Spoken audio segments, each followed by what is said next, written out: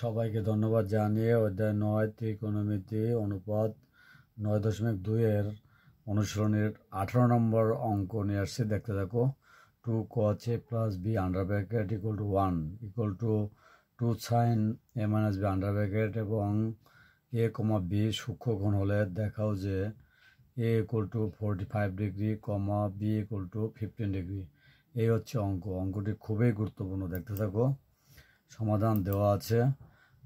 2 cos a plus b under bracket equal to 1 এই অংশ নিলাম।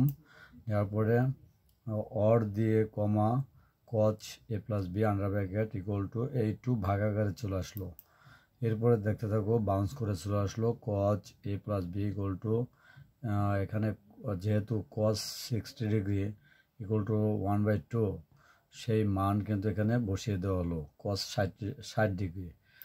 এরপর দেখো উভয় পক্ষ থেকে cos আউট হয়ে যায়, থাকে কি a plus B equal to 60 degree. এটা হচ্ছে 1 নম্বর সমীকরণ।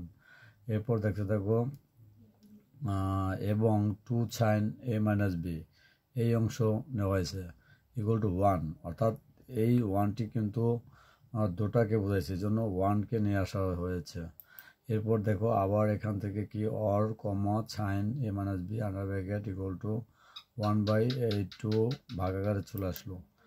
এখান থেকে দেখো বাম সাইডে যা ছিল তাই, যেহেতু সাইন 30 ডিগ্রি ইকুয়াল টু 1/2 সেই সাইন 30 ডিগ্রি এখানে বসানো হলো।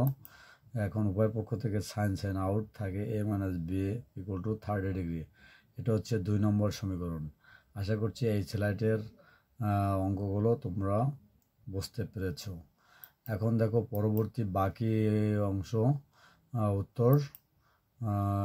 এখন 1 নং ও 2 নং সমীকরণ যোগ করে পাই।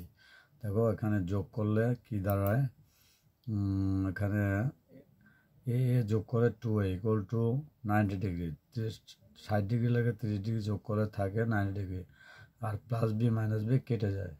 এখান থেকে কি আসে, a ইকুয়াল টু 90 ডিগ্রি ডিভাইডেড বাই এই 2 ভাগাকারে চলে আসলো এবং এটাকে যখন কাটাকাটি করা হয় তখন 45 ডিগ্রি থাকে। তো এর মান কিন্তু 45 ডিগ্রি পেলাম। আশা করছি এটা বুঝতে পারছো। এখন 1 নং সমীকরণে এর মান বসিয়ে পাই a plus B equal to 60 degree. 1 নং সমীকরণ নিয়ে আসা হলো। এখন এখানে এই এর মান 45 ডিগ্রি বসিয়ে দেওয়া হলো, plus B equal to 60 degree থাকলো। এখন দেখো বি বাম সাইডে থাকলো আর 60 ডিগ্রির কাছে, অর্থাৎ বাম সাইড থেকে ডান সাইডে নিয়ে আসা হলো 45 ডিগ্রিকে। প্লাস ছিল মাইনাস হয়ে গেল। তা এখান থেকে এখন বিয়োগ করে কি থাকে, বি ইকুয়াল টু 15 ডিগ্রি।